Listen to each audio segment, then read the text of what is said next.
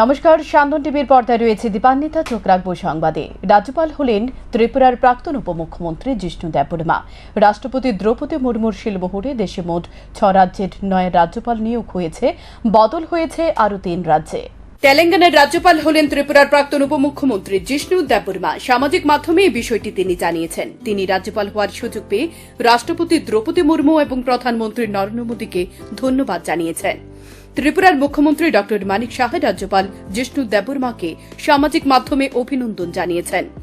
জানা যায়, আগামী কয়েকদিনের মধ্যে তেলেঙ্গানার রাজ্যপাল হিসেবে দায়িত্ব নিতে চলেছেন তিনি। প্রসঙ্গত, জিষ্ণু দেববর্মা রাজ্য বিজেপির অন্যতম পরিস্থিতি মুখ।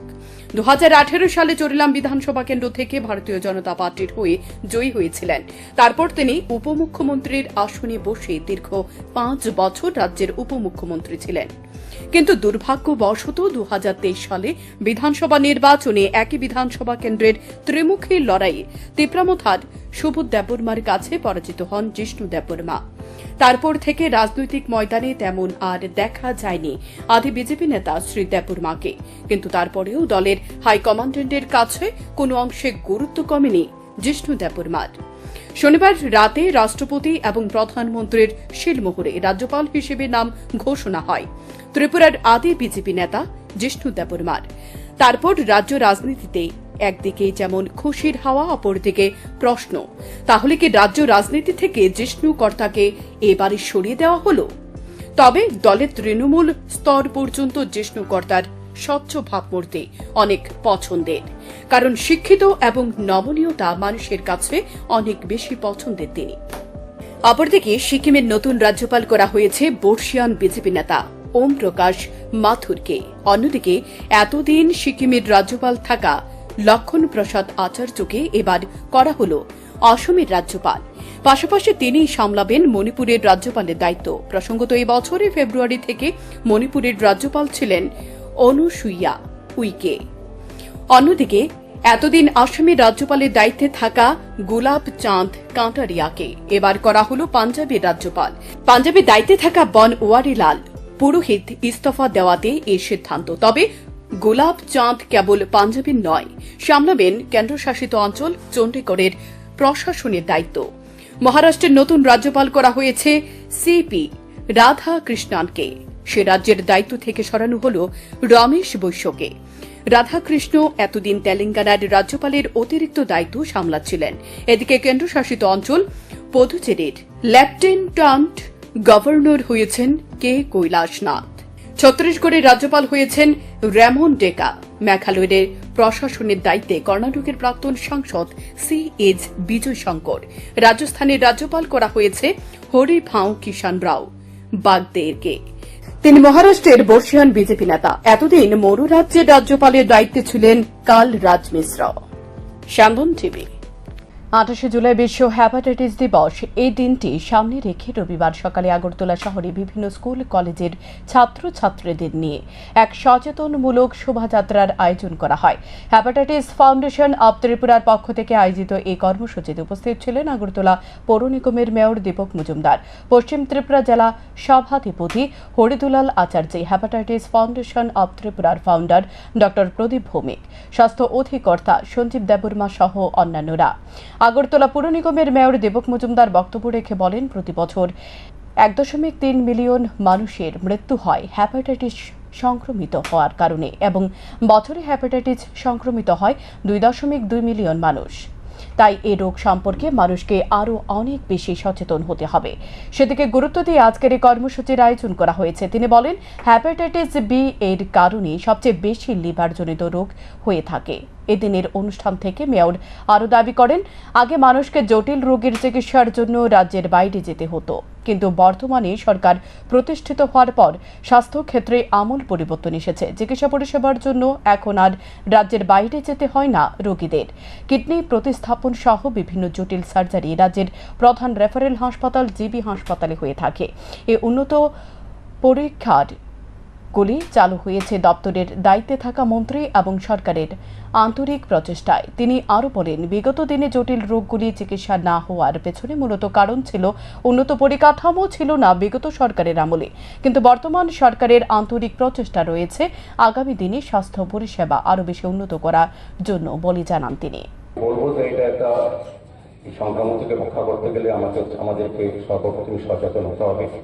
তার উদ্দেশ্যে আমরা লক্ষ্য করেছি প্রতি বছরই প্রায় 1.3 মিলিয়ন লোক মারা যায় হ্যাপাটাইটিস সংক্রমণের জন্য, এবং প্রায় 2.2 মিলিয়ন লোক সংক্রামিত হয়ে থাকে। এবং হ্যাপাটাইটিস বি এবং সির কারণে প্রতি বছরই 35,360,000 লোক মারা যান এবং প্রায় 6,000 লোক মতো সংক্রামিত হয়ে থাকে। সেক্ষেত্রে আমি বলবো যে আমাদেরকে সচেতন হওয়া অত্যন্ত প্রয়োজন, কারণ লিভারজনিত কারণে হ্যাপাটাইটিস বির জন্য লিভার, এটা আমরা সবচেয়ে গুরুত্বপূর্ণ অঙ্গ আমাদের দেহের মধ্যে সংক্রান্ত হয়ে থাকে। লিভারকে রক্ষা করার জন্য, হ্যাপাটাইটিস সংক্রমণকে মুক্ত করার জন্য আমাদের এই বিশেষ উদ্যোগ গ্রহণ সচেতন হতে হবে।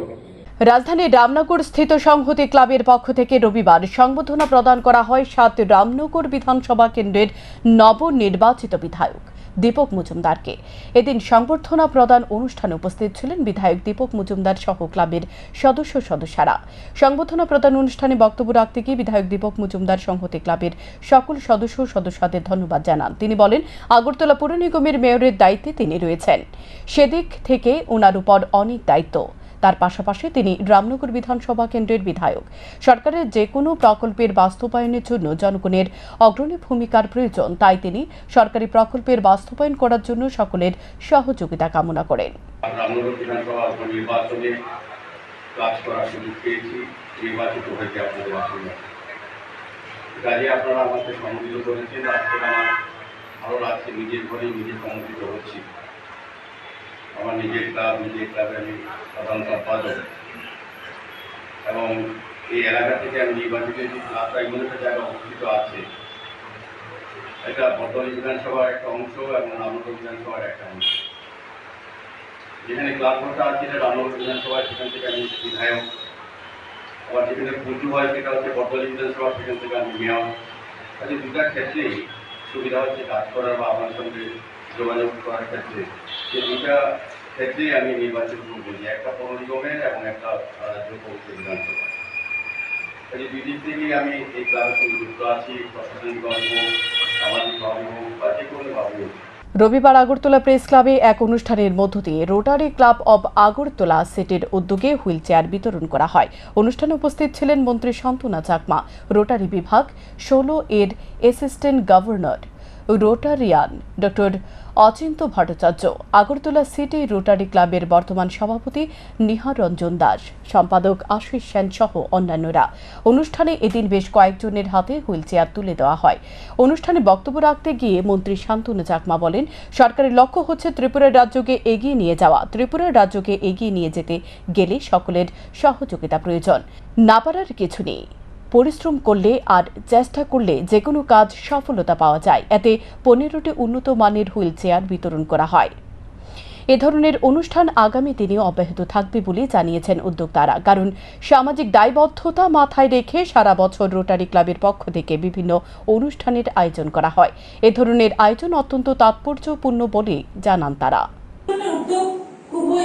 আমাদের দরকারি যে সমগ্র ভারতবর্ষে আমরা দেখেছি বিভিন্ন রাজ্যের পাশাপাশি যে বিভিন্ন রাজ্যেও এই ধরনের প্রোগ্রাম হয়। আমাদের রাজ্য সত্য ত্রিপুরা রাজ্য, কিন্তু আমাদের লক্ষ্য হচ্ছে ত্রিপুরাকে এগিয়ে নিয়ে যাওয়া। সেই ত্রিপুরাকে এগিয়ে নিয়ে যেতে হলে সকলের সহযোগিতা দরকার, সকলকে সমানভাবে এগিয়ে যেতে হবে। আমরা জানি আমাদের দিব্যাঙ্গ ভাই বোনেরা যারা রয়েছেন, হয়তো অনেকেই মনে করি আমরা তারা সক্ষম নয়, অনেকেই বিভিন্ন কাজ পারবে না, অনেকেই ভাবেন। আজকে যদি দেখাই, আমরা লক্ষ্য করি এখানে আমাদের বোন রয়েছেন যে উনি নিজের মুখে এত সুন্দর ভাবে উপস্থাপন করলেন যে উনি চেষ্টা করেছেন, পরিশ্রম করেছেন, আর আজকে বর্তমানে সাকসেস হয়েছে। জনবিরোধী কেন্দ্রীয় সরকার বাঁচানোর বাজেট বলে আখ্যায়িত করলেন ফরওয়ার্ড ব্লক নেতৃত্ব। রবিবার দলীয় কার্যালয়ে আয়োজিত সাংবাদিক সম্মেলনে ফরওয়ার্ড ব্লক কেন্দ্রীয় কমিটির সদস্য রঘুনাথ সরকার এই অভিযোগ করেন। এদিনের সাংবাদিক সম্মেলনে রঘুনাথ সরকার বলেন, এটি একটি ঘাটতি বাজেট। এই বাজেটে কৃষকদের কল্যাণে কোনো কিছুই বলা হয়নি। কিন্তু 2014 সালের আগে নরেন্দ্র মোদীর নেতৃত্বাধীন সরকার গঠন হওয়ার সময় বলা হয়েছিল স্বামীনাথন কমিশন কার্যকর করা হবে। কেন্দ্রীয় মন্ত্রী নরেন্দ্র মোদীর নেতৃত্বাধীন সরকার তৃতীয়বার প্রতিষ্ঠিত হয়ে বাজেট পেশ করলেও স্বামীনাথন কমিশন কার্যকর হয়নি। দেশে বিরোধী দলের পক্ষ থেকে এবং কৃষকদের পক্ষ থেকে দাবি করা হয়েছিল কৃষি ঋণ মুকুব করার জন্য ব্যবস্থা নিতে, কিন্তু এই দাবিও মেনে নেয়নি নরেন্দ্র মোদীর নেতৃত্বাধীন সরকার। বাজেটে তীব্র বিরোধিতা করার পাশাপাশি রাজ্যে ত্রিস্তর পঞ্চায়েত নির্বাচন নিয়েও বিজেপির বিরুদ্ধে তোপ দাগলেন তারা। জোর করে বিরোধী দলের প্রার্থীদের মনোনয়নপত্র জমা না দিতে দিয়ে 71% আসনে তারা জয়লাভ করেছে। বাকি যেগুলো বিরোধীরা প্রার্থী দিতে পেরেছে সেখানেও প্রচার চালাতে বাধা সৃষ্টি করছে বিজেপি দল, অভিযোগ করলেন তারা। সাংবাদিক সম্মেলন করে আরও অভিযোগ করেন, বিশালগড়ে মনোনয়নপত্র জমা দেওয়ার পর ভিডিওর হাত থেকে শাসক দলের দুর্বৃত্তরা মনোনয়নপত্র টেনে নিয়ে যায়। অপরদিকে মোহনপুরে এক বিরোধী দলের প্রার্থীর বাড়িতে গিয়ে প্রার্থী পদ প্রত্যাহার করার জন্য 2 লক্ষ টাকা দেওয়া হবে জানায় এবং বিরোধী দলের নাম করে চিহ্নহীনভাবে মোহনপুরে প্রার্থী দিয়েছে শাসক দল। অপরদিকে প্রার্থী সুভাষ পালের বাড়িতে আক্রমণ চালায় দুর্বৃত্তরা। দুর্বৃত্তদের প্রশ্ন, কেন মনোনয়নপত্র জমা দিতে গেছেন তিনি। এই বিষয়গুলি নিয়ে পুলিশের কাছে অভিযোগ করলেও পুলিশ কোনো ব্যবস্থা নেয়নি। সুতরাং এর জন্য দায়ী থাকবে রাজ্যের নির্বাচন কমিশন। গত বছর থেকে 9,000 কোটি টাকা তারা বরাদ্দ কেন্দ্রীয় সরকার কম করেছে। অর্থাৎ শিক্ষা খাতে গত বছর যা ছিল তার থেকে 9,000 কোটি টাকা তারা বরাদ্দ কমিয়ে দিলেন, দিয়ে তাকে বেসরকারিকরণের দিকে উদ্যোগটা নিলেন। বেসরকারি অর্থাৎ শিক্ষা ব্যবস্থাকে তারা উঠে সরকারিভাবে শিক্ষা ব্যবস্থা তুলে দেওয়ার চেষ্টা চলছে, যেটা আমাদের যে আপনারা প্রতি দেখবেন শিক্ষা ব্যবস্থার অবস্থাটা কি শোচনীয়। 200 স্টুডেন্ট আছে, শিক্ষক 1-2 জন, সেখানে শিক্ষক নিয়োগ নেই এবং অবস্থা অনেকগুলো স্কুলকে, যেমন 160টা স্কুলকে পশ্চিম জেলা বন্ধ করে দেওয়া হচ্ছে। যে স্কুলগুলো বন্ধ করা হচ্ছে সেগুলি কি, 5 কিলোমিটার দূরে ক্লাস 1-এর বাচ্চাকে পড়তে যেতে হবে, 5 কিলোমিটার দূরে রাস্তা নেই, কিছু নেই। সেটা হিন্দি স্কুলের সঙ্গে বাংলা মিডিয়াম স্কুল মিশিয়ে দেওয়া হচ্ছে, ইংরেজি মিডিয়ামের সঙ্গে বাংলা মিশিয়ে দেওয়া হচ্ছে। এগুলো কি সম্ভব, কি পড়া সম্ভব? আর বর্তমান অবস্থায় রাজ্যের যেটা লায়ন্স ক্লাব অব আগরতলার উদ্যোগে এক বৃক্ষরোপণ কর্মসূচির আয়োজন করা হয়। রবিবার আয়োজিত বৃক্ষরোপণ কর্মসূচিতে উপস্থিত ছিলেন আগরতলা পুর নিগমের কমিশনার শৈলেশ কুমার যাদব, বিধায়ক সুদীপ সরকার, লায়ন্স ক্লাব অব আগরতলার সভাপতি ভাস্কর দেব সহ অন্যান্যরা। এদিন উদ্যোক্তারা আগরতলা শহরের বিমানবন্দর রোডে প্রায় 3 শতাধিক গাছের চারা রোপণ করেছে বলে দাবি করেন। আগরতলা পুর নিগমের কমিশনার শৈলেশ কুমার যাদব জানান, বৃক্ষরোপণ করলে চলবে না, এগুলো পরিচর্যাও করতে হবে এবং এই দায়িত্ব শুধু উদ্যোক্তারা নিলেই হবে না, সকলকেই এই উদ্যোগ নিতে হবে, তাহলে গাছগুলি বড় হবে এবং পরিবেশ নির্মল থাকবে। মেজরিটি যারা আমাদের শহরের লোক আছে, they have good very good civic sense, they ওরা সাহায্য করে গভর্নমেন্টকে এবং যতগুলি আমরা নতুন কাজ করছি, যেটা বিউটিফিকেশন জন্য গাছ লাগাচ্ছি, এটার জন্যও সাহায্য করে, কিন্তু এটাকে মেনটেন হওয়ার জন্য কি আগামী দিনে কেউ এটাকে কেটে না ফেলে এবং এটাকে ডিস্ট্রয় না করে। শুধু এরকমই যেরকম অনেকগুলি বিউটিফিকেশন কাজ করা হয়েছে শহরে, কোনো সময় দেখা যায় কি ওটাকে ডিস্ট্রয় করার কেউ চেষ্টা করে, অনেক কম লোক আছে। কিন্তু ওর জন্যে আমার পুর নিগম থেকে এবং গভর্নমেন্ট তরফ থেকে আমাদের এটাই সন্দেশ থাকবে, যেটা যতগুলি কাজ হচ্ছে এটা আপনার জন্যই হচ্ছে, এই শহরের যতজন বাসিন্দা আছে ওনার জন্যই হচ্ছে। এটাকে দেখভাল করার যে একটা জিম্মেদারি হোক, রেসপন্সিবিলিটি, এটা সবার, এটা শুধুমাত্র গভর্নমেন্টের নয়। যদি সবার সাহায্যে থাকবো। জিপিসি ক্লাবের উদ্যোগে রবিবার এক বৃক্ষরোপণ কর্মসূচির আয়োজন করা হয়। আয়োজিত বৃক্ষরোপণ কর্মসূচিতে উপস্থিত ছিলেন কর্পোরেটর জাহ্নবী দাস। তিনি সংবাদ মাধ্যমের সামনে জানান, জেপিসি ক্লাব সারা বছরে সামাজিক কর্মসূচি সংগঠিত করে। এর অঙ্গ হিসেবে এদিন বৃক্ষরোপণ কর্মসূচির আয়োজন করা হয়। বিশেষ করে আজকে যে বৃক্ষরোপণ কর্মসূচির আয়োজন করা হয়েছে তা কোনো নতুন বিষয় নয়। বিগত বছরে এই ধরনের বৃক্ষরোপণ কর্মসূচি সংগঠিত হয়েছে সংশ্লিষ্ট ক্লাবে। আগামী দিনেও এই ধরনের কর্মসূচি অব্যাহত থাকবে বলে জানান তিনি। আমরা বৃক্ষরোপণের উদ্যোগ নিয়েছি, কারণ প্রকৃতির ভারসাম্য যেগুলো নষ্ট হয়ে যাচ্ছে এবং যেগুলো দাবদাহ গরম চলছে এর থেকে রক্ষা পাওয়ার জন্য আমাদের গাছ লাগানো একান্ত প্রয়োজন। কারণ প্রকৃতির ভারসাম্যকে রক্ষা করতে গেলে আমাদের গাছ লাগাতে হবে, একটি গাছ একটি প্রাণ। আর আমাদের যে মোদিজি যশস্বী নরেন্দ্র মোদিজি উনিও মানে করেছেন যে প্রত্যেকে মার নামে একটি করে গাছ লাগানোর জন্য। তাই আমরা পরিবেশকে সুন্দর এবং স্বচ্ছ রাখার জন্য আমাদের গাছ একান্ত প্রয়োজন। সার্বজনীন দুর্গাপূজার আর মাত্র 2 মাস বাকি, তারপর মাতৃবন্ধনায় এগিয়ে আসবে রাজ্যের সব অংশের মানুষ। আসন্ন দুর্গাপূজাকে সামনে রেখে রবিবার শিবনগর মডার্ন ক্লাব ও আমরা তরুণ দলের পক্ষ থেকে খুঁটি পূজার আয়োজন করা হয়। এবছর বিশ্বের সর্ববৃহৎ হিন্দু মন্দির অক্ষরধামের আদলে গড়ে উঠবে পুজো মণ্ডপ। এই পুজো মণ্ডপ গড়ে তুলবেন পশ্চিমবঙ্গের নবদ্বীপের মৃৎশিল্পী সঞ্জিত দেবনাথ। মৃৎশিল্পী হলেন গরুপদ পান্ডা। সংবাদ মাধ্যমের মুখোমুখি হয়ে এ বিষয়ে বিস্তারিত তুলে ধরেন পূজা কমিটির সভাপতি তথা শিবনগর মডার্ন ক্লাবের সহ সভাপতি প্রদীপ কুমার বোস।